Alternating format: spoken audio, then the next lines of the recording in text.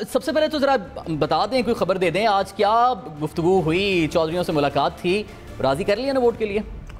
बिस्मिल्लाहिर्रहमानिर्रहीम। देखें, आज हमारी पार्टी लीडरशिप की हमजा शहबाज साहब के साथ भी मुलाकात हुई, चेयरमैन की, और चौधरी साहब के पास भी गए हैं। और पॉलिटिकल लोग तो एक दूसरे के पास जाते रहते हैं। हमारा तो ये नहीं है कि हम किसी के पास नहीं जाएंगे, हम तो जाते हैं। देखें, हमने पिछले इलेक्शन में भी जब गिलानी साहब इलेक्शन लड़ रहे थे, उन्होंने क्योंकि उन्होंने अपने जो MNAs हैं उनसे वोट मांगा, हुकूमत वालों से भी और अपोजिशन वालों से भी। बल्कि उन्होंने इमरान खान साहब को भी खत लिखा कि मतलब है कि मुझे वोट दो, और हमारा जमहूरी हक बनता है, उनका भी बनता था कि वोट मांगे। तो अब क्योंकि चेयरमैन सेनेट का इलेक्शन है, तो हम लोग गए थे और चौधरी साहब के साथ मीटिंग हुई है, पॉलिटिकल डिस्कशन हुई है। तो आने वाला वक्त बताएगा कि क्या होता है क्या नहीं होता। अच्छा फैसल साहब, ये आरिफिन भट्टी साहब हमारे साथ मौजूद है। अभी आपके आने से पहले वो ये, बल्कि अभी दोबारा मुस्कुरा रहे हैं, पहले वो ये कह रहे थे कि आज बिलावल साहब की और हमजा शहबाज साहब की मुलाकात हुई है, तो बिलावल साहब के वालिद को हमजा शहबाज साहब के वालिद ने घसीटने की कोई बातें की थी, तो उन पर कोई बातचीत या कोई माजी की सारी चीज़ों पर आप तसल्ली करके माजरत आप आगे चलें? देखिए, आरिफिन भट्टी साहब का एक अपना पॉइंट ऑफ व्यू है, वो अपना एक पॉइंट ऑफ व्यू रख सकते हैं, उनकी मर्ज़ी है।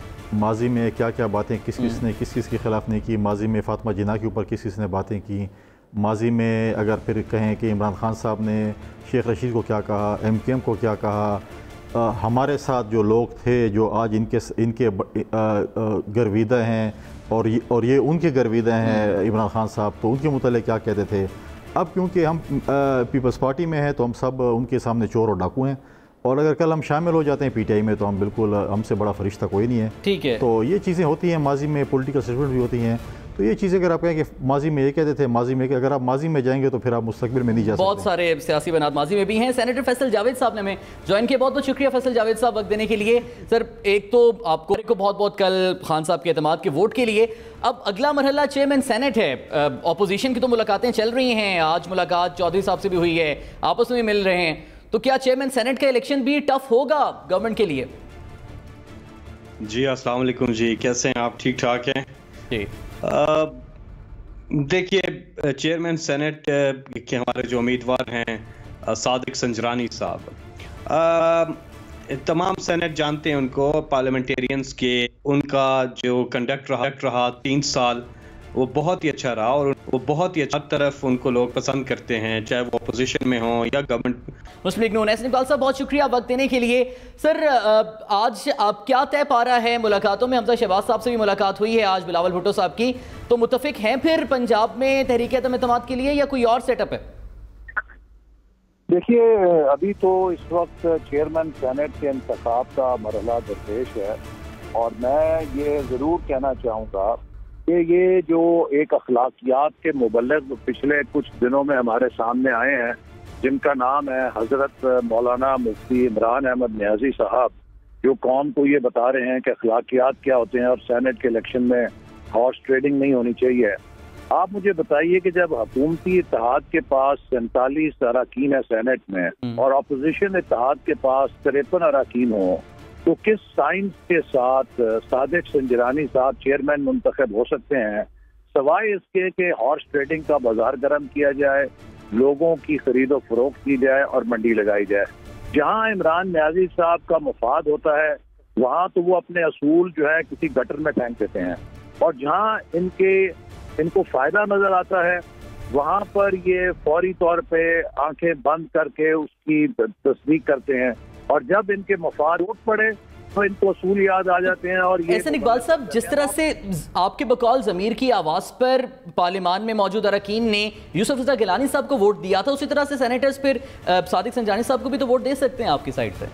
देखिए ना, जो यूसुफ रज़ा गिलानी साहब को वोट दिया गया उसमें तो इमरान खान चीख रहे हैं ना, और उनकी चीखें आसमान तक जा रही हैं। तो अगर ये उसको गलत समझते हैं तो ये बताएं कि फिर ये किस तरीके से सादिक संजरानी साहब के 47 वोटों से 53 वोटों पे हावी होने की तदबीर फरमा रहे हैं, सवाए इसके तो ये हॉर्स ट्रेडिंग करें। और यहाँ पर कोई वजीर खजाना तो इलेक्शन नहीं लड़ रहा। जो हफीज शेख साहब इलेक्शन हारे हैं, उसकी तो वजह ये थी कि जो हुकूमत के अरकान हैं उन पर अवाम का दबाव था। जब वो अपने हलकों में जाते थे, महंगाई, बिजली के बिल और हुकूमत की मौसी पॉलिसियों पर तनकीद, तो वो तो उनसे नाखुश थे, उन्होंने उनके खिलाफ वोट दिया। अब ये चेयरमैन सेनेट में तो किसी वजीर खजाना का या IMF की पॉलिसियों पर इलेक्शन नहीं है, यहाँ तो नंबरों के ऊपर है।